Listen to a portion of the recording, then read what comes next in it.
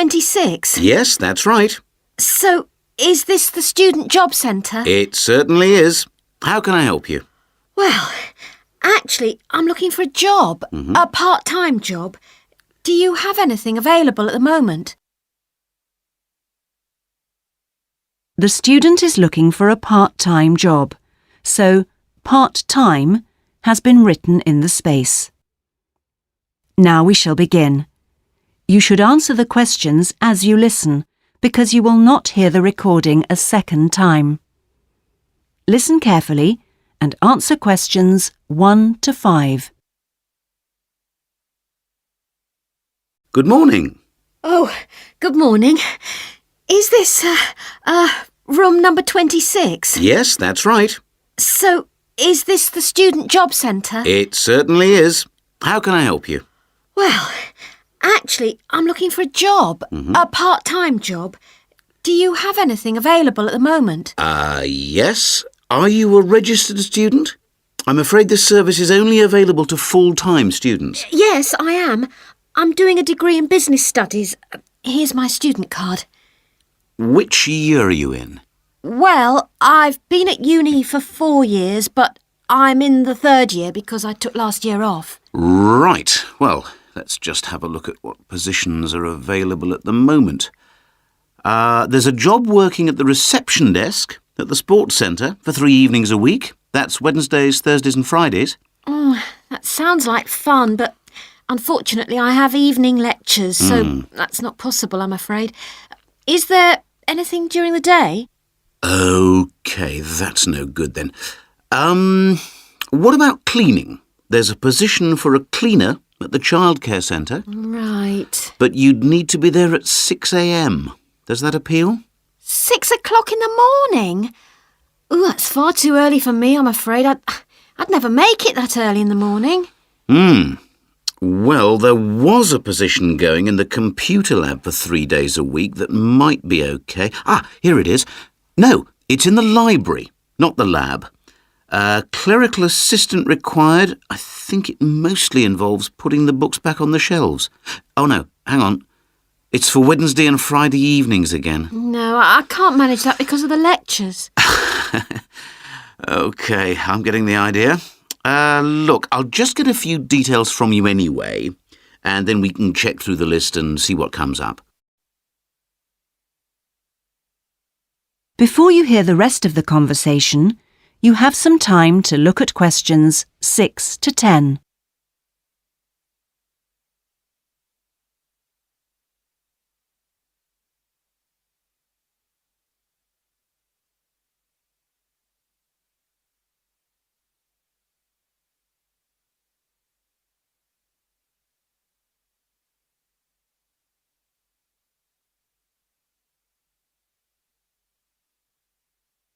Now listen and answer questions 6 to 10. We'll fill in the personal details on this application form first, if that's OK. Yeah, that's fine. Now, what's your name again? Anita Newman. That's Newman. And your address, Anita? I'm in one of the halls of residence for postgraduate students. You know, International House. OK, that's easy. What's your room number there? Room B569. No, sorry, B659. I always get that wrong. I haven't been living there very long. Do you have any other skills? Typing, languages, that sort of thing? Well, I speak some Japanese. Right, I'll make a note of that. Now, let's see what else is available. What do you think of administrative work? There's a position for an office assistant at the English Language Centre. That sounds interesting. It's for 3 days a week, Monday, Friday and Saturday mornings. Interested? I was hoping to have Saturdays free, but I need the work, so...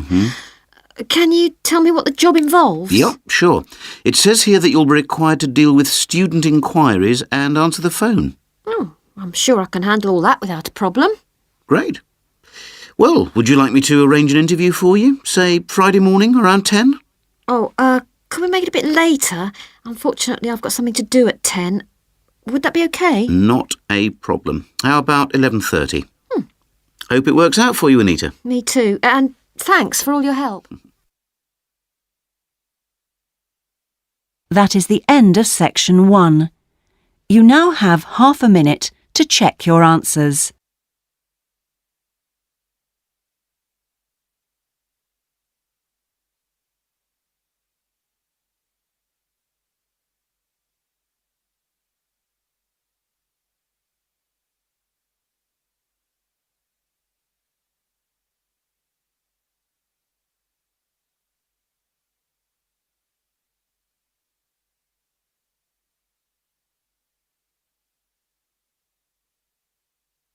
Now turn to section 2.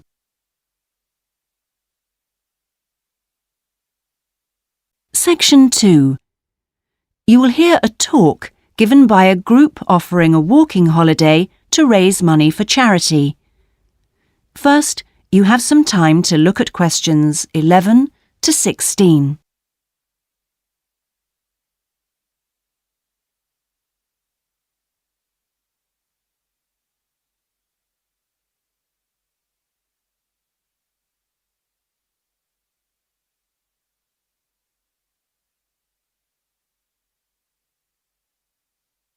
Now listen carefully and answer questions 11 to 16. Good morning. I'm very pleased to have been invited along to your club to talk about our charity-sponsored walking holiday for education aid. I'll start by giving you a brief overview of what it entails. First of all, let me explain what we mean by sponsored here. This is where people promise to donate money to the charity if you achieve your goal, in this case to walk a certain number of miles. Basically, we are organising a 10-day holiday from the 6th to the 16th of November, with 8 days actual walking, trekking in the Samira Mountains. Let's have a look at some of the details. We require you to raise sponsorship money of at least $3,200, paying $250 of it up front as a deposit, and the rest in stages throughout the year.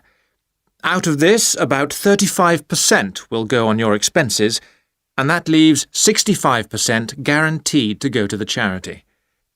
Which brings me to the most important part. This trek is being specifically organised to help education in the Samira region. Last year we helped train teachers for the disabled, and this year we're focusing on the pupils. Each of the walkers' sponsorship money will go to help an individual special needs pupil in one of the mountain schools. In the second part of the talk, I'll be giving you a lot more details. But back to the basic information. Age limits. This is the second time we've run this kind of holiday, and on the first we even had an 80-year-old. But we found it was wise to establish limits this time. You have to be at least 18, and the top limit is now 70, though you need to obtain a health certificate from your doctor if you are over 60 years old.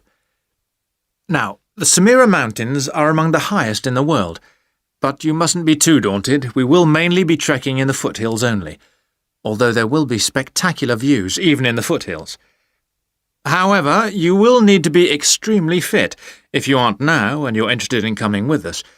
You have plenty of time to get into shape. You'll be sleeping in tents, so you must have quite a bit of equipment with you, but you will be helped by local assistants. Your bedding and so forth will be carried by them. We ask that you only walk with a small rucksack with needs for the day. I don't think I've really said enough about the marvellous area you'll be walking in. Let's have a look at some of the sights you'll be seeing. Apart from these spectacular snow-covered peaks and valleys, there are marvellous historic villages. The area's been famous for centuries for making beautiful carpets, although recently there has been a trend to move into weaving blankets and wood carving. The people are extremely friendly and welcoming. We deliberately keep the party small in size to minimise disruption to people and landscape. Before you hear the rest of the talk, you have some time to look at questions 17 to 20.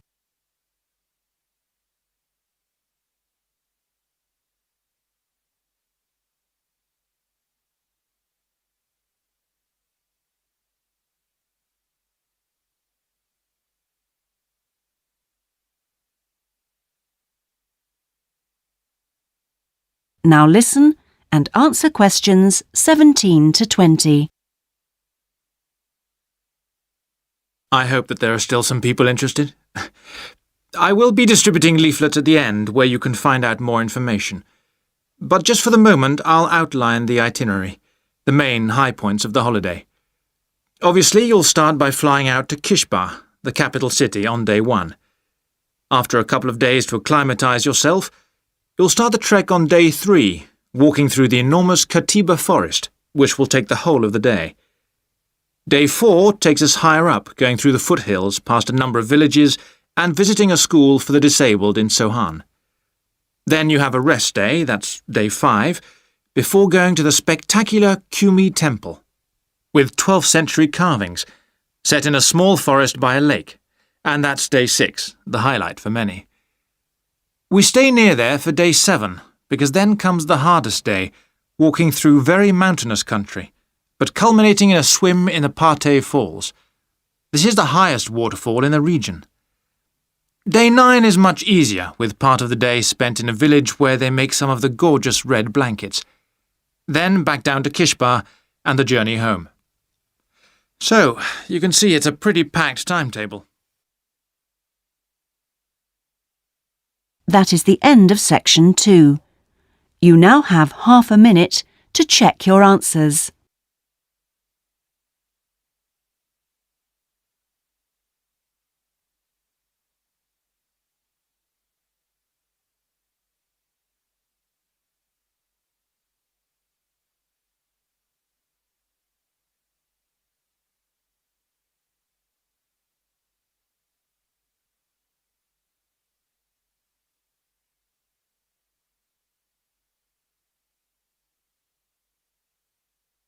Now turn to section 3.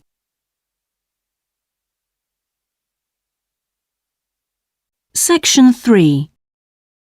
You will hear part of a seminar on ocean research given by a climate scientist. First, you have some time to look at questions 21 to 25.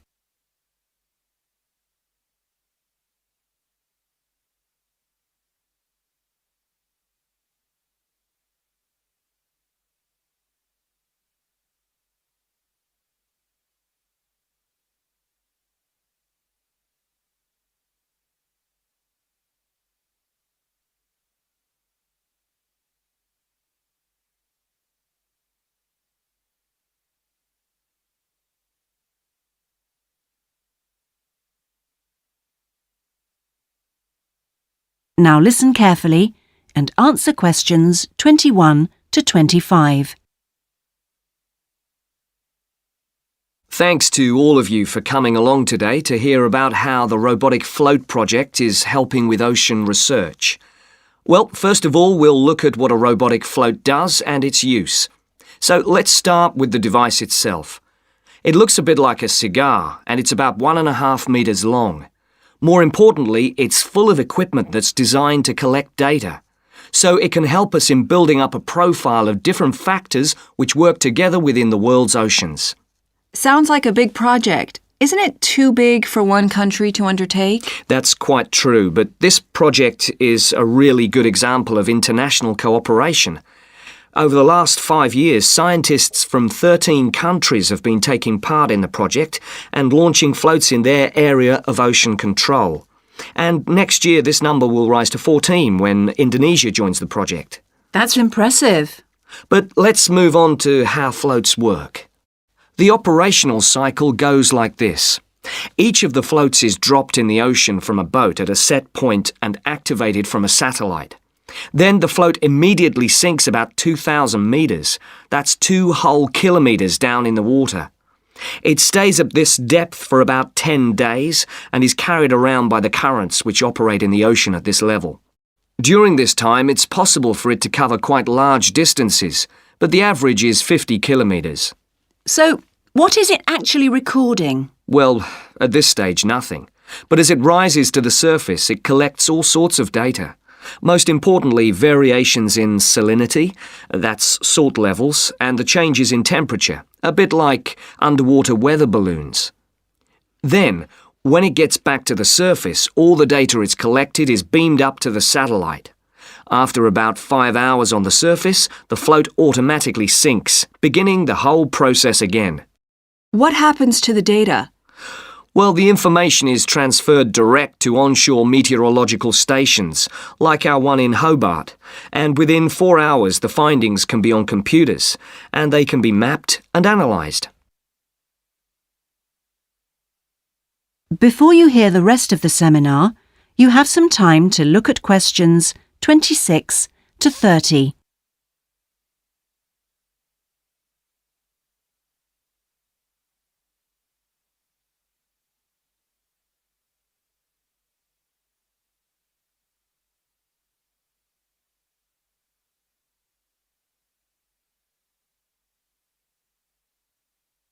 Now listen and answer questions 26 to 30.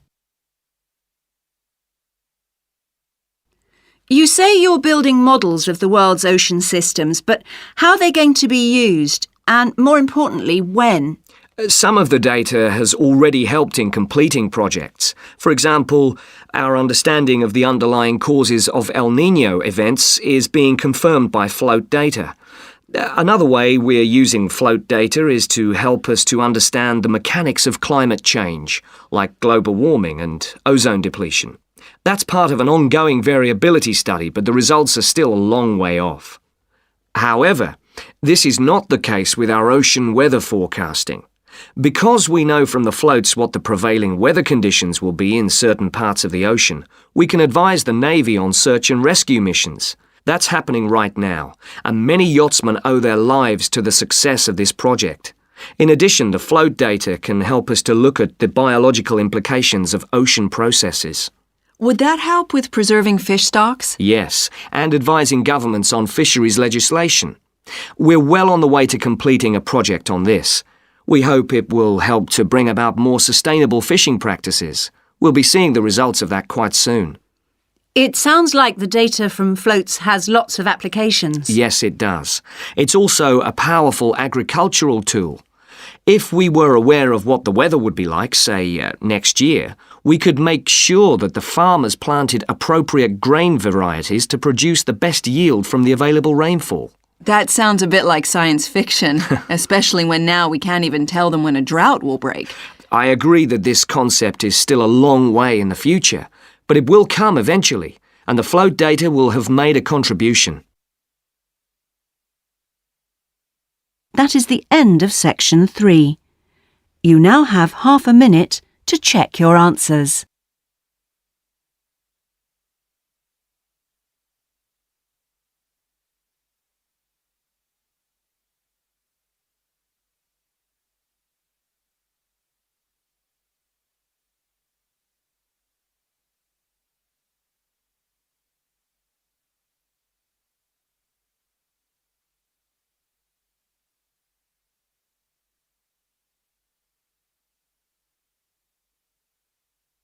Now turn to section 4.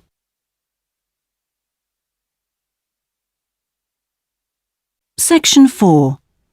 You will hear part of a lecture about hotels and the tourist industry. First, you have some time to look at questions 31 to 40.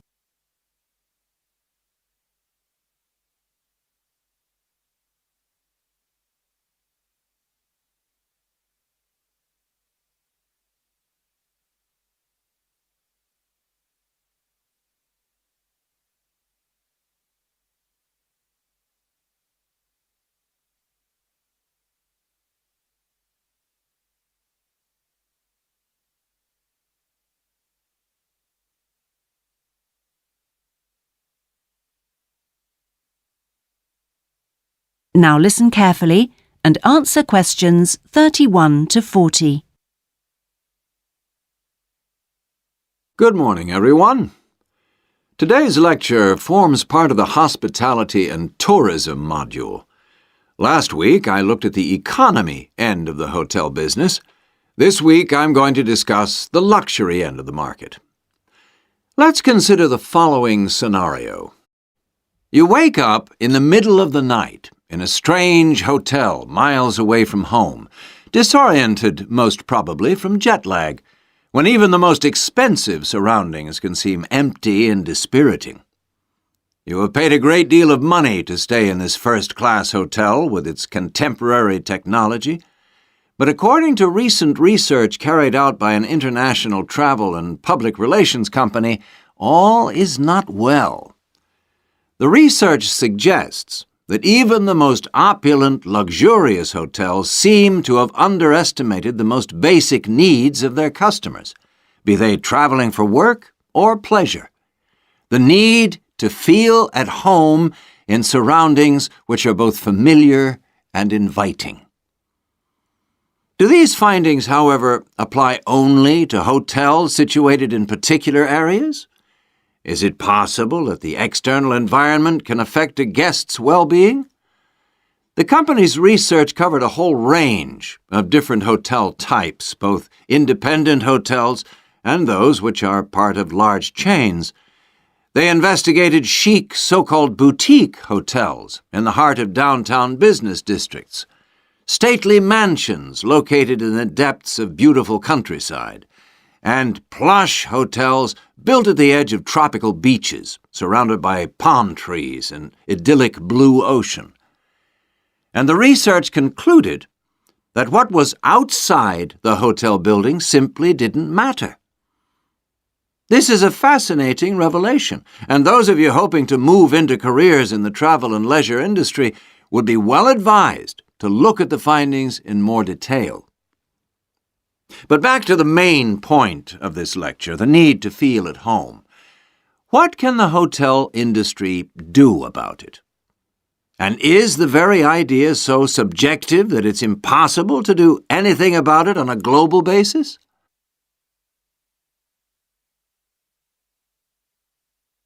However, nothing stands still in this world. One company has come up with the slogan, "Take your home with you," and aims to provide clients with luxury serviced apartments.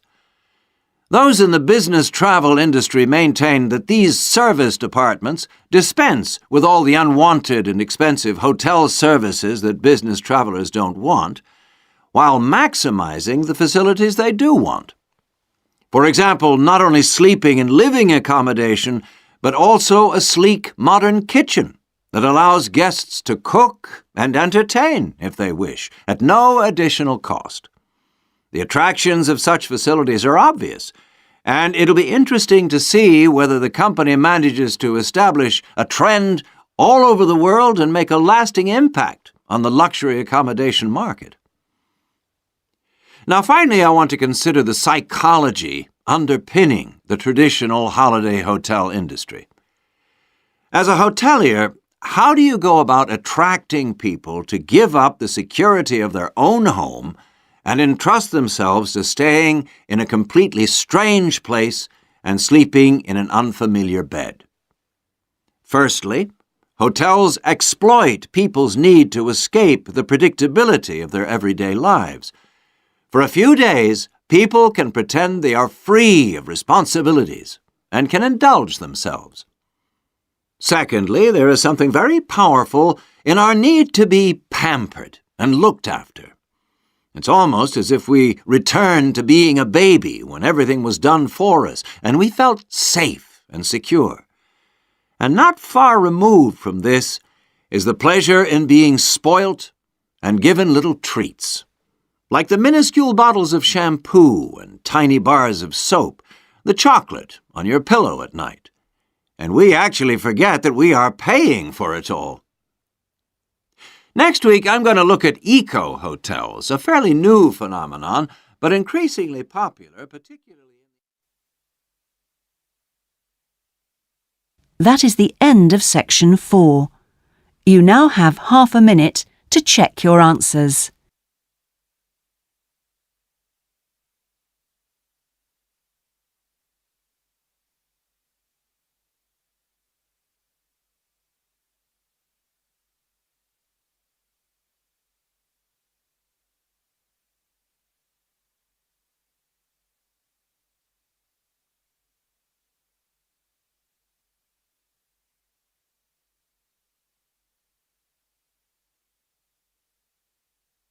That is the end of the listening test. In the IELTS test, you would now have 10 minutes to transfer your answers to the listening answer sheet.